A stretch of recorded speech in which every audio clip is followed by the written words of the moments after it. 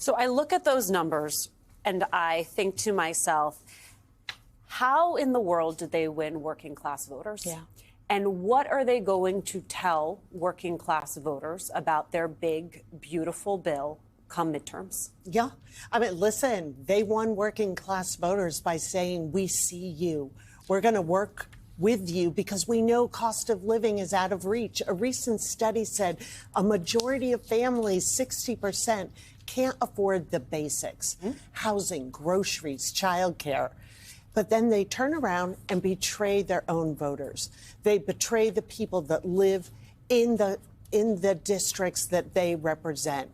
And what we have is a bill that is almost like it's constructed by cartoon villains, because it is taking away health care for nearly 14 million Americans. It is the biggest cut to food programs we've ever seen, could impact 42 million people. And all for what? To have a tax cut that is so large for the very, very wealthiest, making the winner's circle so small in this country. And the added kicker, which you just mentioned, and then they put trillions on the credit card for future generations to pay. At a time when Moody's is already bringing down our credit score. That's right.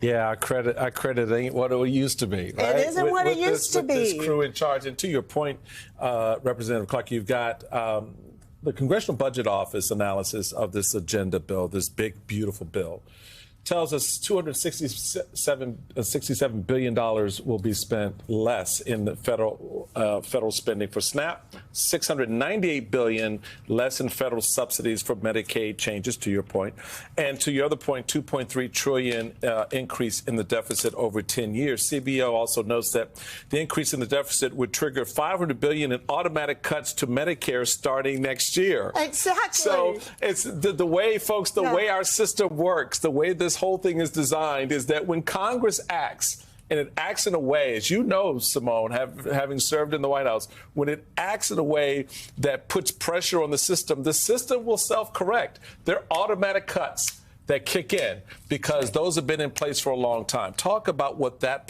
aspect of this, which is not focused on a lot, that will also have a major impact. You know, this is part of the problem when you have a bill that is created in a solely partisan manner and is being adopted and changed. We don't even know, as we are talking right now, exactly what we could be voting on tonight, because they still don't have their bill in front of the Rules Committee. So we've been meeting since 1 a.m., but we're still operating, waiting for our Republican colleagues to settle their own inner fight and come to us with what their plans are for the American people. But what we do know is the president was at the Capitol yesterday, 24 hours ago, and said, we will not touch Medicare. $500 billion later, we are also about to devastate Medicare.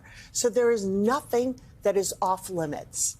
Nothing off limits in order to have these tax cuts. And it is when you add into it the Moody's rating, because it is families at home that are going to have to bear these interest rates, and then the tariffs that are put on top of that. Back to school shopping for young children, where the cost of cribs and shoes and clothes and car seats. And the things you carry babies in. A stroller for the president. They are those things on wheels. Just going to go through the roof. And we already know people are not making it. Why are they doing this? There are very few little things I agree with some of my Republican friends on. I think that the Republican legislators, they're smart folks. This bill feels like a political suicide. Just the agenda, we'll put it up on the screen. It cuts taxes, but it includes tax hikes on universities, on non-citizens, and even some families with children, even though the people who are non-citizens. They also pay taxes, but they don't take. But you know what? Never mind. That's Too deep in the weeds for that's some too folks. technical, Too Simone. technical. Come on now. It scales back Medicaid and SNAP, which would make it easier for people to lose coverage with work requirements. I will note some of the biggest beneficiaries of SNAP are in rural America. It ends clean energy programs, which would phase out electric car tax break by the end of 2025. That also is, they're going after the Inflation Reduction Act subsidies, which brought a lot of companies. I'm thinking about Republicans in upstate New York. I thought Micron was coming there to build a plant. What's going on with the IRA money? It cuts back education programs. It limits a Biden-era student loan repayment plan that ties payment to income and household size, yet they want people to repay their student loans.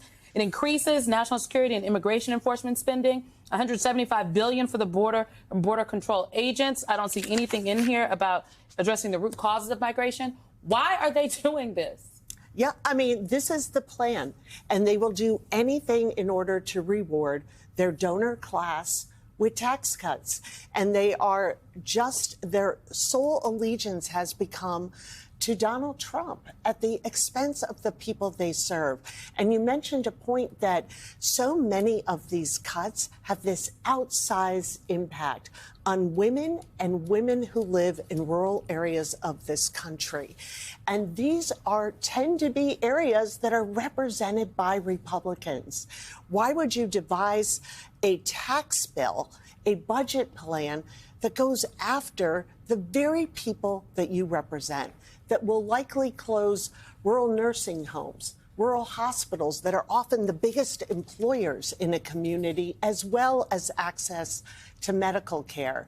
Today, I ran an amendment because they're also taking away funding from Planned Parenthood, which means that those 600 clinics, the overwhelming majority of, are in rural and medically underserved communities, will close.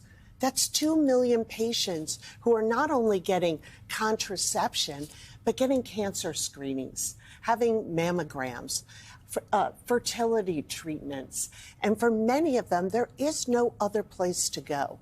And they know full well that Medicaid does not fund abortion. We all know the Hyde Amendment has been the rule of law for decades, but they're doing it based on ideology. And what it does to women and their access to health care in their country seems to be a forgotten point.